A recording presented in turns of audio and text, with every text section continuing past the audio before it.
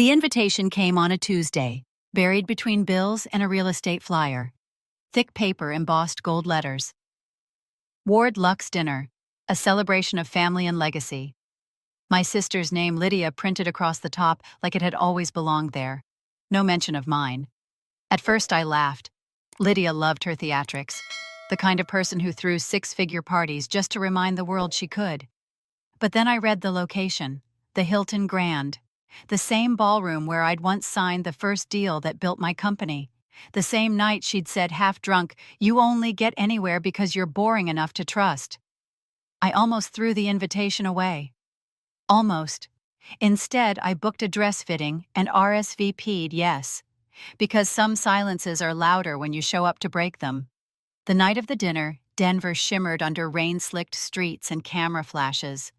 Every news outlet was there. I watched the live feed from my car, Lydia glowing on stage beside her investor, smiling like she'd invented success itself. The caption on screen read, "Lydia Ward, founder of Ward Legal Group. My name, my company, my life." So I stepped out, heels clicking against marble, heart steady, as I pushed through the revolving doors of the Hilton Grand. The laughter hit me first. Expensive, cruel, familiar. The kind of sound that only means one thing. They weren't expecting me. And that was their first mistake. I was halfway through the revolving doors of the Hilton Grand when the laughter hit me first. Sharp, polished, expensive laughter that carried through marble and chandeliers. The kind of sound you make when you know the cameras are still on you. For a moment I stood still, clutching my purse, watching my sister's reflection shimmer across the glass wall. Lydia always knew how to own a room. Silver gown hugging her frame. Diamonds glinting under the chandelier light. Martin Cross's hand resting comfortably at her waist. Every photo caught her mid-laugh head tilted like she'd been born to be admired. I reminded myself to breathe. It had been 3 years since I'd seen her. Tonight was supposed to be about family, about making peace, about letting go of old wounds that still pulsed whenever our last name appeared in the news. A hostess with a practiced smile checked the guest list on her tablet. Name, Emily Ward. She hesitated for a second too long before her expression brightened again. "Of course, Ms. Ward. Follow me." I caught the flicker of surprise before she turned, and a small ripple of unease moved through me. The ballroom was breathtaking. White roses in crystal vases, a jazz trio on stage, every table glowing with soft candlelight. But it wasn't the beauty that got me. It was the perfection. Every detail screamed Lydia. Precise, expensive, performed. As we wove between tables, I noticed the name cards: Martin Cross, CEO, Daniel Hart, Vice President, Lydia Ward, Founder. The farther we walked, the more obvious it became where I was being led. The smell of roasted lamb and truffle oil grew stronger near the service doors. The hostess stopped beside a small table, wedged between two pillars, right by the kitchen entrance. "This is your seat, Ms. Ward." Steam from the kitchen slipped through every time the door swung open. I looked around. No centerpiece, no name card, just a folded napkin and the faint hum of a dishwasher behind me. "There must be a mistake," I said. "I'm family." She blinked. "I'm sorry, this is where I was told to seat you." Before I could say more, laughter burst from the main table. Lydia was waving to a photographer, her left hand deliberately displaying a gold bracelet I'd given her 5 birthdays ago. The photographer turned his camera toward me, curious, then lowered it quickly when Lydia leaned in to whisper something that made Martin grin. I forced myself to smile back, a thin, polite stretch of lips that barely touched my eyes. Emily Lydia's voice carried easily across the room. "You made it. I didn't think you'd be able to get away from your little firm. How's life in Denver treating you?" The conversation at her table quieted. Faces turned polite interest mixed with the satisfaction of spectators waiting for a reaction. I said, "Busy as ever. Congratulations, the event looks beautiful." "Thank you." She took a sip of champagne, eyes glimmering. "We poured a lot into this one." "Family is everything, right?" Martin chuckled beside her, a low, practiced sound. "She means it literally, Emily. The company's practically a family business now." Something about his tone made my stomach twist. A man in a white jacket appeared beside me. He had the quiet confidence of someone used to being invisible and essential at the same time. "Ms. Ward," he said softly with a faint French accent. "Chef Michael Delacroix." I shook his hand automatically. He leaned closer, voice almost a whisper. "You should know this table was not supposed to be yours. It was changed this afternoon." Changed. His eyes flicked toward the main table. "The card with your name, it was replaced. The founder's seat." For a second I thought I'd misheard. "You mean the center table?" He nodded once. "I saw the list. I thought you should know." My pulse quickened. "Who told you to tell me this?" "No one," he said, straightening. "I just thought you deserved to know the truth." He gave a small nod and disappeared through the kitchen door. I sat down slowly, my mind racing.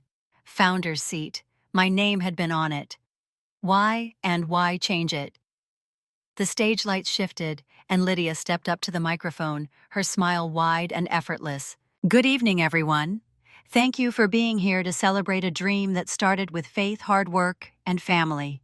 Applause rippled through the room. She gestured toward the giant LED screen behind her. The logo glowed gold against a black background, Ward Legal Group. I froze. It was mine. Down to the tagline I'd written myself 5 years ago, "Integrity in every contract." Lydia's voice filled the room.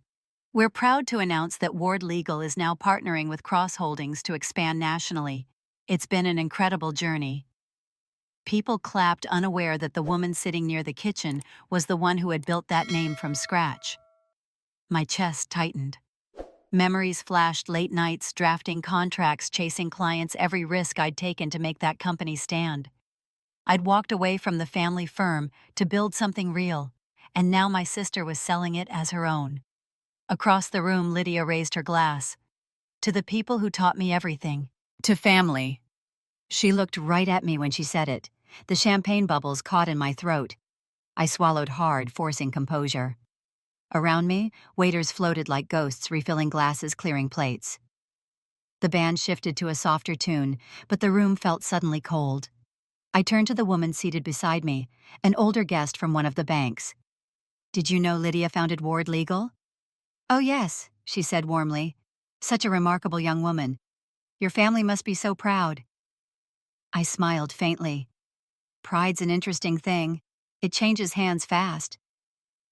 When the lights dimmed again for a video montage, I slipped out through the side door and stood in the hallway, heart pounding. My reflection in the mirror looked calm, composed, almost detached. But under the surface, something sharp and steady was taking shape. They had taken my seat, my name, my work, and they thought I'd just sit quietly by the kitchen. For the first time in years, I didn't feel invisible. I felt awake. The parking lot was almost empty when I stepped outside. The city lights of Denver shimmered against the wet pavement, reflecting the hotel's grand facade, like a painting meant for someone else's story. I stood there for a while, letting the chill night air settle around me, trying to quiet the noise inside my head. But the sound of Lydia's laughter still echoed bright and hollow, like the clinking of empty glasses. As I walked to my car, memories began to push their way in, uninvited and sharp. 10 years earlier, my father's company had been on the brink of collapse. He was a good man, honest but careless with numbers, and too trusting of people who weren't. The day he came into my office, pale and shaking, asking for help, I dropped everything. I spent nights drafting contracts, rewriting statements, calling in favors from lawyers who owed me nothing. When the court finally dismissed the claims, he cried. Mom brought out champagne and Lydia showed up in a white dress, late as always, snapping photos like she'd been there the whole time. A week later, the Denver Tribune ran a story, "The Ward Family Turns Crisis into Triumph." Lydia's face took up half the page. She'd given the interview without telling me. She was quoted saying how proud she was to help guide the company through tough times. My name wasn't mentioned once. I'd confronted her that night. She was sitting on my bed, scrolling through comments on her phone, smiling. I asked her why she did it. She said it was just an oversight, that I should be proud of us both. When I didn't answer, she looked up and said, "You're better at the serious stuff, Em. People like me are just easier to root for." I didn't speak to her for months after that. Now standing in the glow of the street lamps, I realized how much of my life had been built around trying not to resent her. Even after I left Dad's company and started my own small firm, she was the one everyone quoted at family dinners. When Mom talked about her daughters, Lydia was the golden one. I was the dependable one, the fixer, the woman who never needed anything. Inside the car, my phone buzzed with notifications from the event. Photos tags Lydia's voice clipped into sound bites. I scrolled until I found a picture of the backdrop behind her. The Ward Legal Group logo glowed perfectly in frame. My logo. Beneath it, a small line of text read, "A family vision for the future." Family. The word had never sounded so foreign. I took a photo of the screen and saved it. Something in me hardened, slow but steady. This wasn't jealousy. It was recognition. Lydia had done it before, and she would keep doing it until I stopped pretending not to see. I started the engine but didn't drive. Instead, I opened the old contact folder on my phone. Numbers I hadn't called in years, accountants, legal partners, legal. Even a former client who once mentioned seeing Lydia's name on a contract that should have been mine. I hesitated, then closed the folder again. It was too soon. I needed to understand what I was walking into. At home, the apartment was quiet. My briefcase still sat by the door where I'd dropped it that morning. I poured myself a glass of water and stared at the city skyline outside my window. I could almost hear my mother's voice in my head, the same soft tone she used whenever things went wrong. "You know your sister doesn't mean harm. She's just different." Different. That word had been her shield since childhood. I was the one who studied, who cleaned up her messes, who made excuses when she forgot to show up. Lydia cried easily, and people always forgave her for it. I worked harder, and people called me strong, like strength was its own reward. The next morning, I stopped by my parents' house in the suburbs. The same maple tree leaned over the driveway. The same smell of coffee drifted from the kitchen. Mom was at the stove when I walked in. She didn't seem surprised to see me. "Emily, sweetheart, you look tired."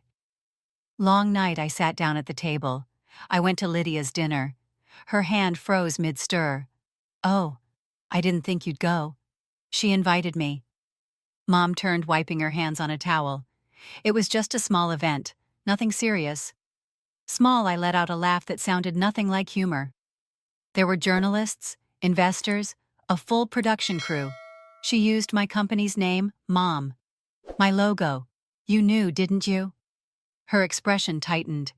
"Lydia said it was a partnership. She wanted to surprise you by pretending to own what I built." Mom sighed the way people do when they're tired of a story they don't want to admit they wrote. "You've always been the rational one. She's the dreamer. You should be proud she looks up to you." "She doesn't look up to me, Mom. She steps on me." The silence that followed was heavy. Dad came in from the yard smelling of pine and gasoline. "Morning, Em. Everything all right?" Mom shot him a warning look, but he caught it too late. I stood. "It will be, once I figure out what Lydia's really doing with my name." Mom's voice softened, pleading. "Don't start this again. You two are all I have left." I looked at her for a long time, realizing she still didn't see it. In her eyes, Lydia's sparkle made up for everything. My steadiness was just a given. When I left, I could still hear her saying, "Be the bigger person." The words followed me all the way to the car. By the time I got back to the city, the emails had started coming in. One from a client asking if my firm had merged with Ward Lux. Another from an associate congratulating me on the partnership. Lydia had sent out a press release that morning. I opened it on my phone. "Ward Legal Group, founded by Lydia Ward, is proud to announce a new collaboration with Cross Holdings." My throat went dry. There it was again. My name stripped from my work, rewritten to fit her version of success. I leaned back in my chair, staring at the ceiling until the light from the window hit just right. It wasn't rage that settled in me then, but a clarity I hadn't felt in years. This time, I wasn't going to let her rewrite my story. Somewhere downtown, Lydia was probably giving another interview, smiling for the cameras, making promises she couldn't keep. I looked at the photo I'd saved from the night before, the logo gleaming behind her like stolen light. If she wanted to play with fire, I was ready to strike a match. 2 days passed before I heard from him.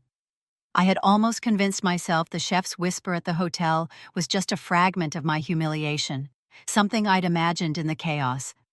Then an unfamiliar number flashed on my phone as I was leaving the office.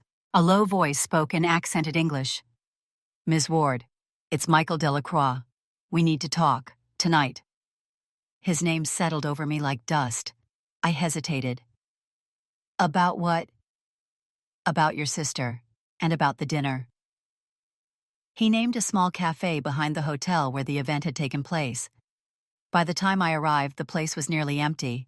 The smell of espresso and burnt sugar hung in the air.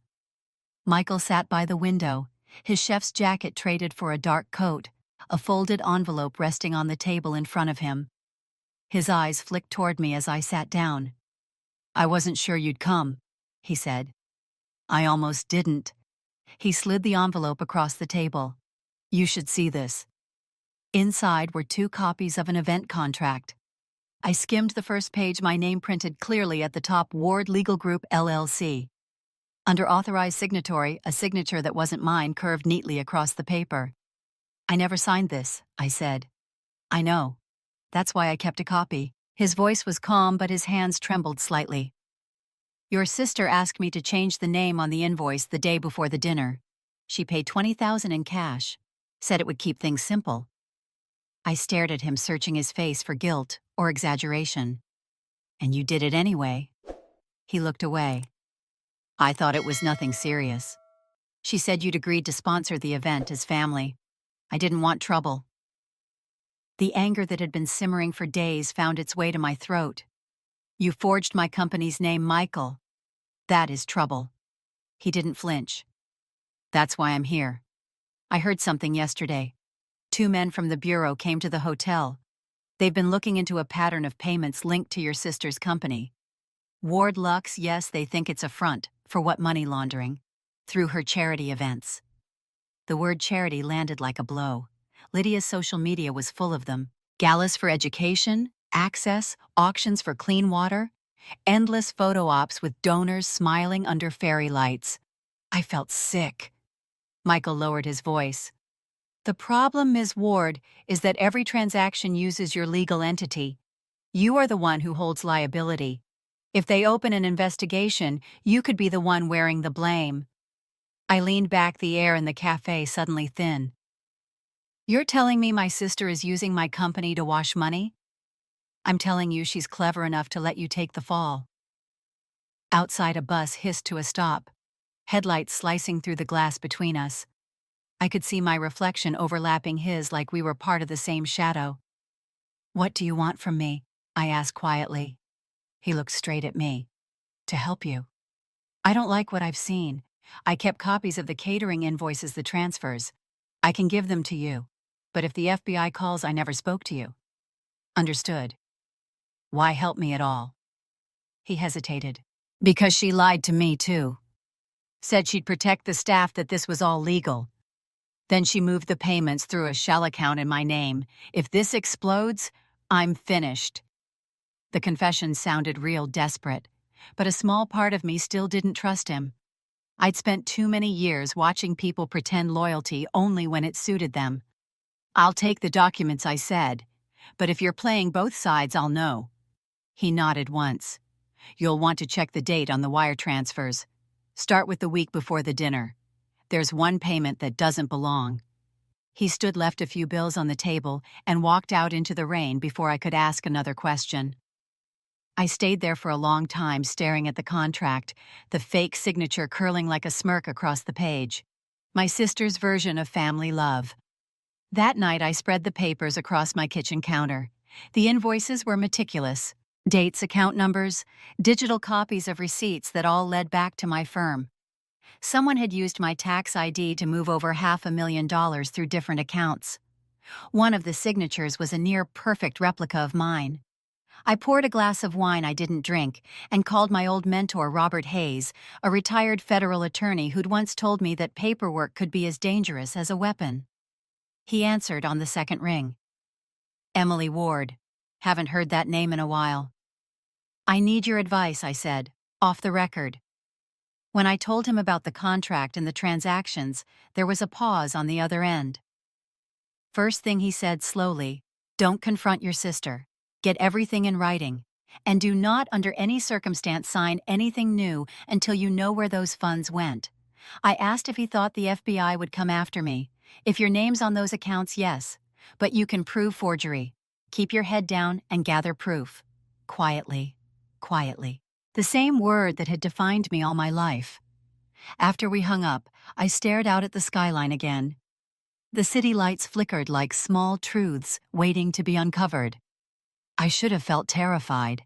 Instead, I felt something close to calm. I had spent years keeping peace, letting Lydia shape the narrative while I cleaned up the mess behind her. But this time, her lies had my signature on them. By the time the first hint of dawn slipped through the blinds, I had already scanned every document into a folder on my laptop. I named it simply, Proof.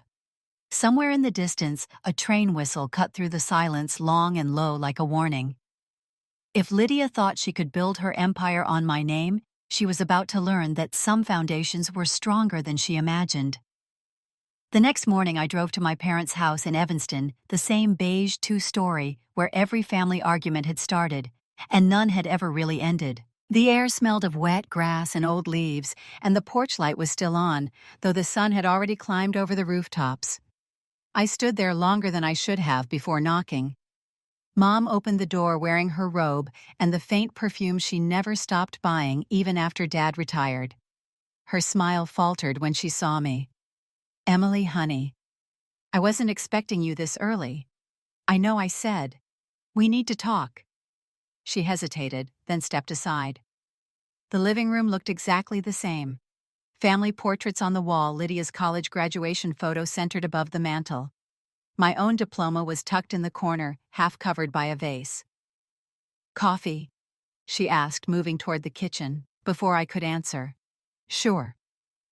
The smell of brewing coffee mixed with lemon-scented cleaner, a familiar attempt at normalcy. She handed me a mug and sat down across the table, her eyes darting to the clock, as if measuring how long this conversation would take. I want to ask you something. I began sliding the folder I'd brought onto the table. Do you know anything about the Ward Family Trust? Her spoon clinked against the cup. Why would you bring that up? I found documents showing Lydia's name as the sole beneficiary. Dad's signature is on the transfer. Her mouth tightened. Your father made that decision. Lydia's been helping us handle things since your firm took off. It made sense. Made sense. I tried to keep my voice even. It's all under her name. The house, Dad's accounts, even the lake cabin. She's using my legal credentials for her business, Mom. Do you understand what that means? She looked at me calm and tired. Lydia promised to protect us. The market's been bad. Your father was worried about taxes. This was the safest option. Safest for who I asked.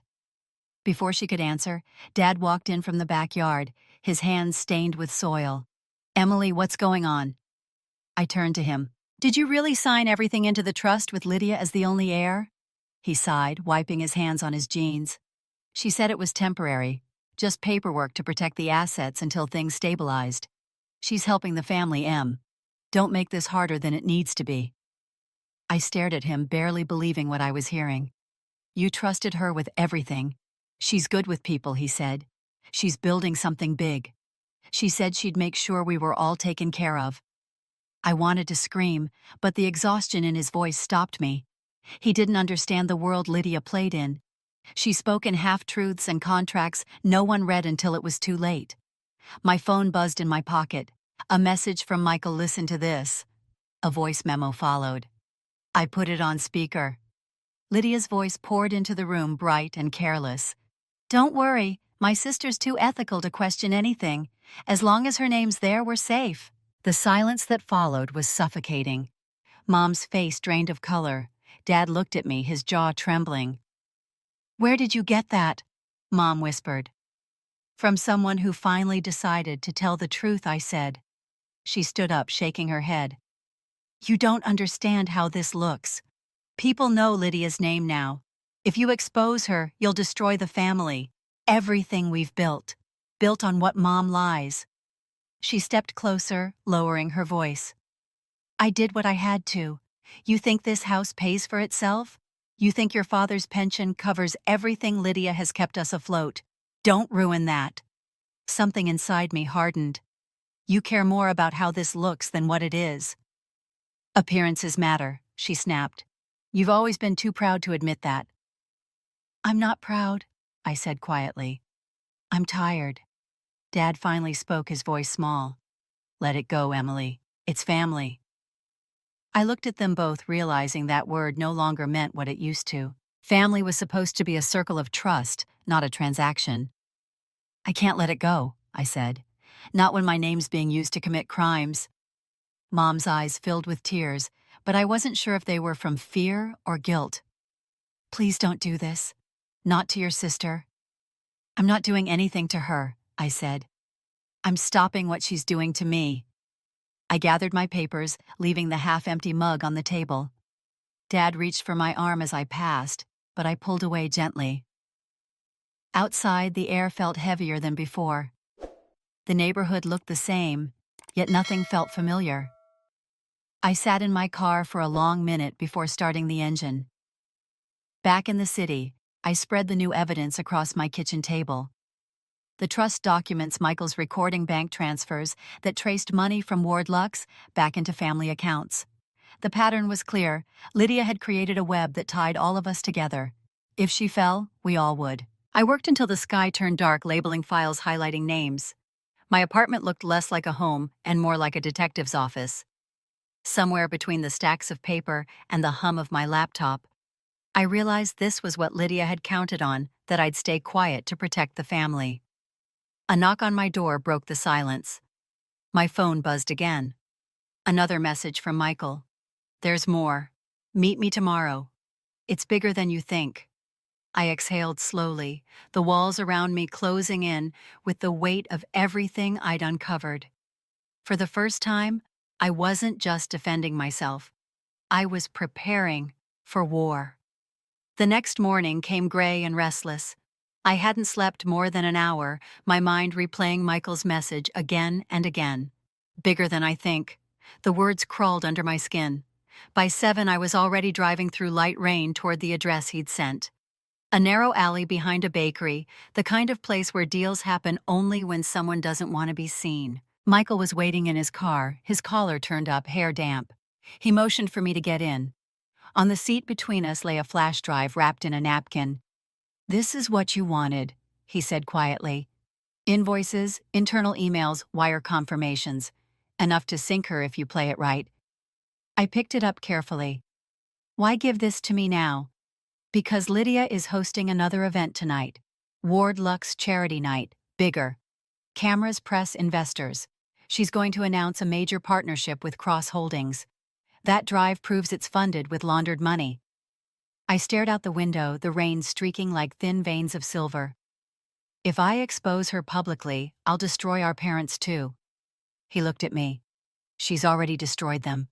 You're just showing the world what she's done." By the time I got back to my apartment, the decision was made. I called Alex Rivera, an investigative reporter I'd met during a legal conference 2 years ago.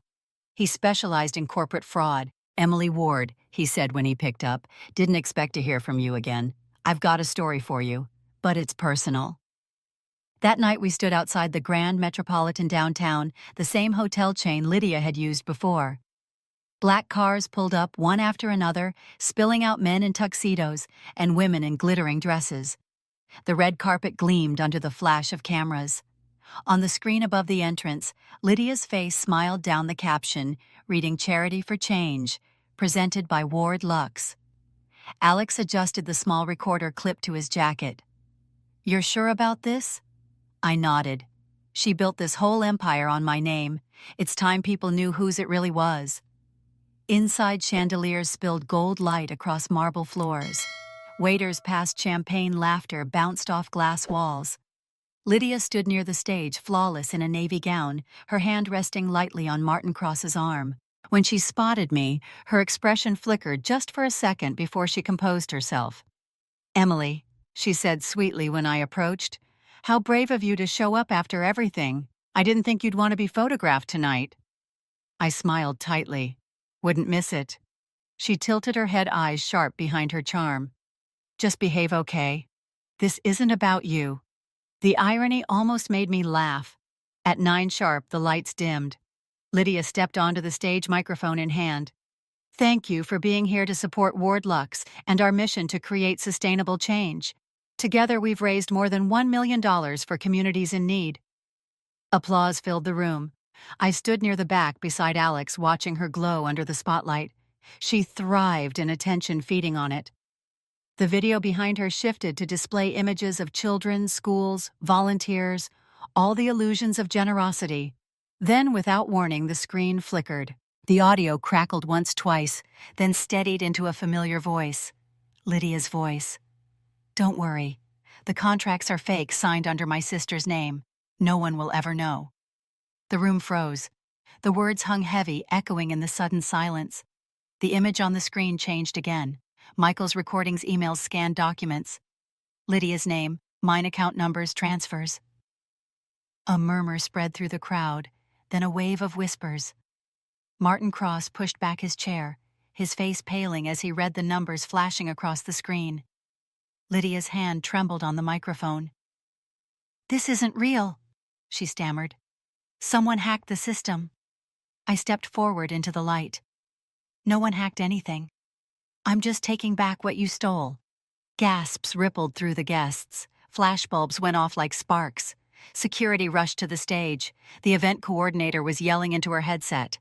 Martin grabbed Lydia's arm, hissing something I couldn't hear. She jerked away, her voice cracking. "You think this makes you better than me? You've always been jealous." "No," I said quietly. "I've just finally had enough." The police arrived minutes later. Alex moved through the chaos, recording everything while I stood still, the noise fading to a dull hum. Lydia was arguing with officers, insisting she was being framed. Cameras captured her from every angle. By the time they led her off stage for questioning, the crowd had turned. Donors whispered, some leaving quickly, others staying just to watch her unravel. I should have felt triumphant. Instead, a strange calm settled over me. Years of silence collapsing into a single moment of truth. As I walked out of the ballroom, the hallway flashed with camera lights. Someone shouted my name, reporters asking if I had planned this. I kept walking. The night air outside hit me like a wave, cool and sharp, washing away the sound of applause that had never belonged to me. Alex caught up, breathless. "That was insane. You realize this is going viral before midnight?" "I didn't do it for viral," I said. "I did it to stop her." He nodded, tucking his recorder into his pocket. "Still, you just took down one of the city's rising stars." I didn't answer. Somewhere in the distance, sirens wailed, fading into the hum of traffic.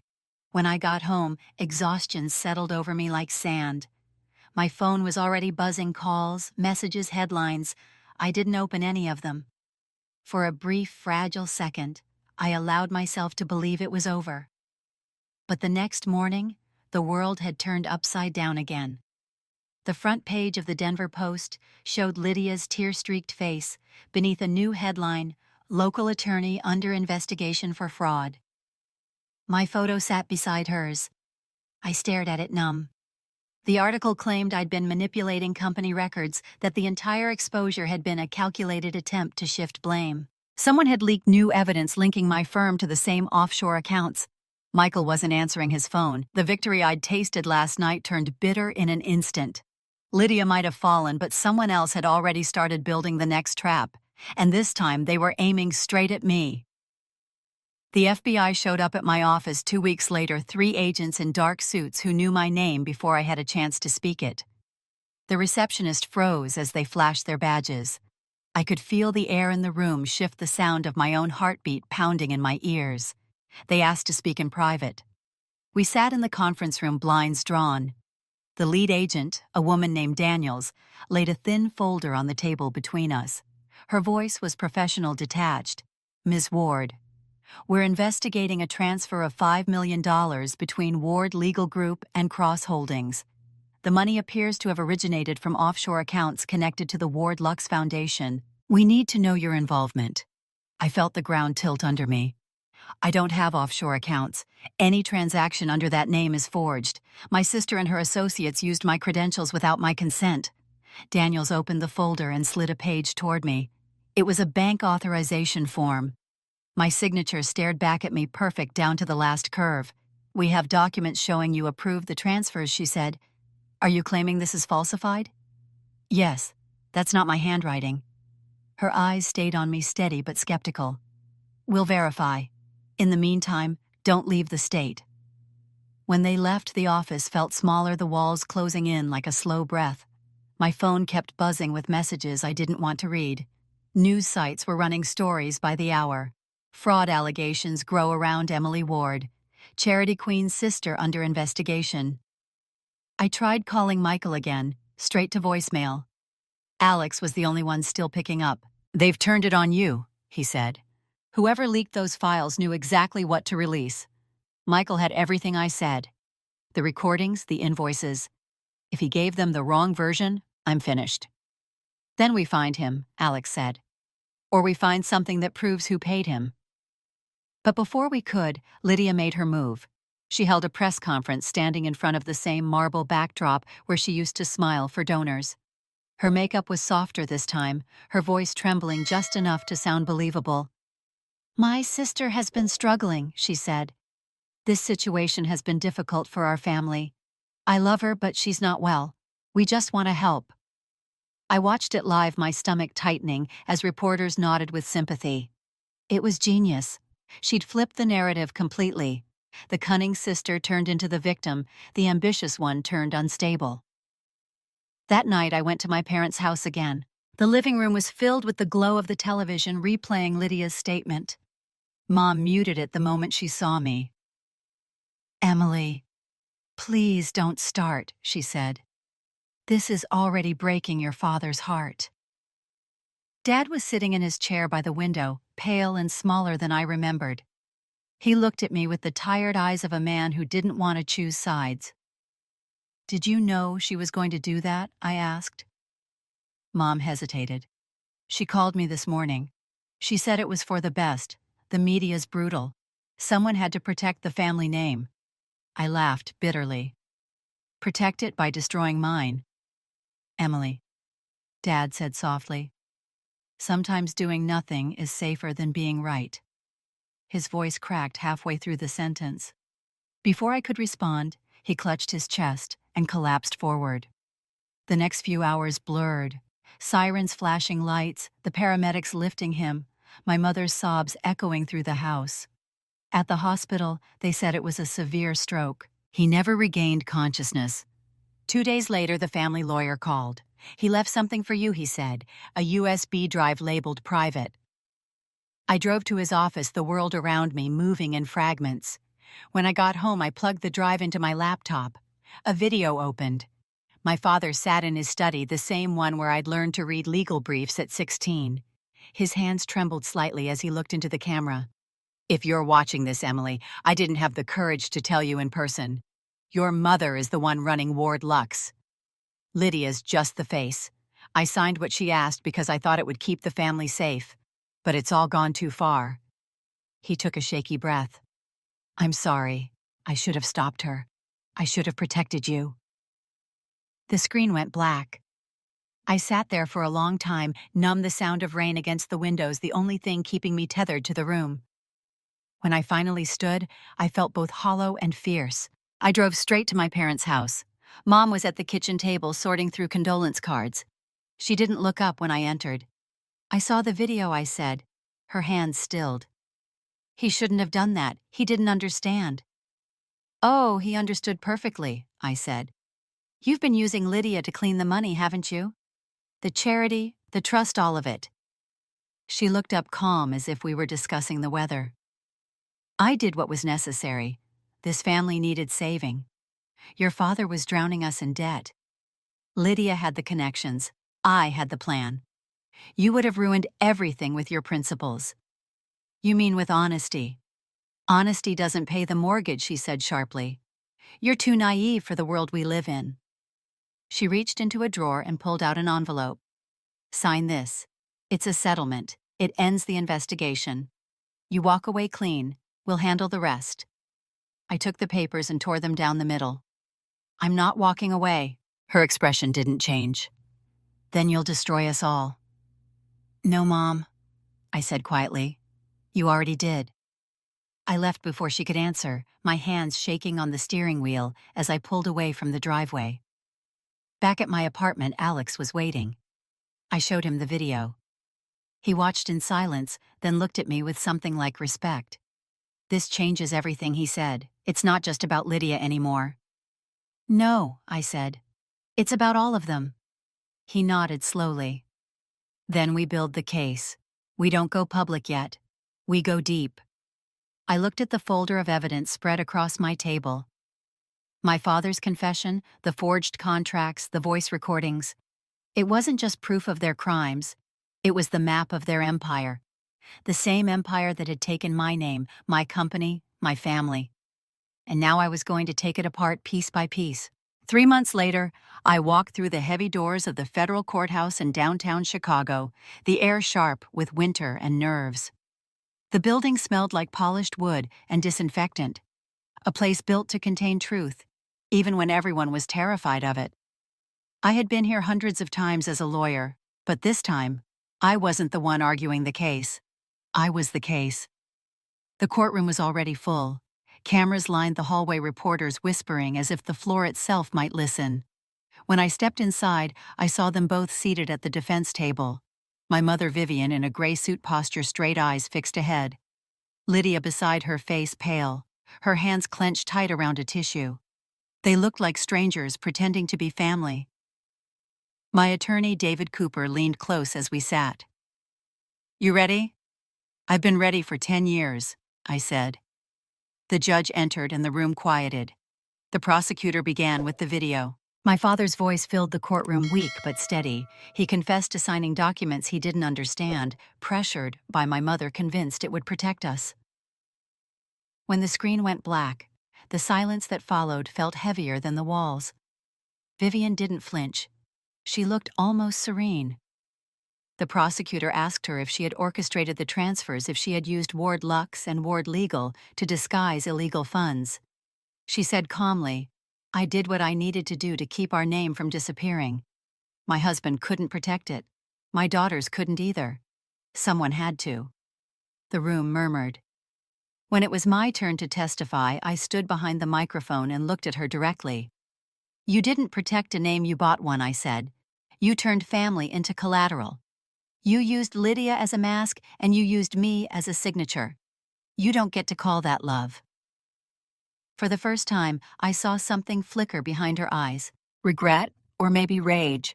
It was hard to tell the difference anymore. Lydia's attorney called her next. She stood trembling, mascara already streaked. I didn't know everything, she said. Mom told me it was just smart accounting. She said Emily would understand that we were all in it together. I thought it was about saving the family. The prosecutor pressed harder. Did your mother tell you to use your sister's firm to conceal the transfers? Lydia's shoulders collapsed. Yes, she said it would keep us safe. I did what she asked. My stomach twisted. Hearing her say it out loud didn't feel like victory. It felt like watching the last piece of something crumble. Then they brought in Michael. He looked smaller in handcuffs, the confidence gone. He avoided my gaze as the prosecutor questioned him. Mr. Delacroix, did Vivian Ward pay you to alter invoices and conceal funds? He nodded. Yes. She said it was for a private client. I didn't know the scale until it was too late. When I tried to back out, she threatened to have me deported. The courtroom rippled again, a wave of whispers. My mother didn't move. The defense tried to argue diminished responsibility, claiming stress, grief, the pressure of running a family business. But the evidence was too clear. The trust documents, the offshore accounts, the emails, every thread tied back to her. When closing arguments ended, the judge's words cut through the stillness. This court finds Vivian Ward guilty of financial fraud and obstruction of justice, sentenced to 8 years of suspended confinement, permanent ban from financial management, and forfeiture of all illegal assets. Lydia stood silently as the judge addressed her. For complicity in fraudulent misrepresentation, this court orders a 5-year ban from business operations and restitution of funds obtained through Ward Lux. Her tears came fast, real or rehearsed. I couldn't tell anymore. When it was over, I didn't cheer or cry. I just sat there staring at the seal on the courtroom wall, feeling the weight of something I hadn't expected: peace, small but solid.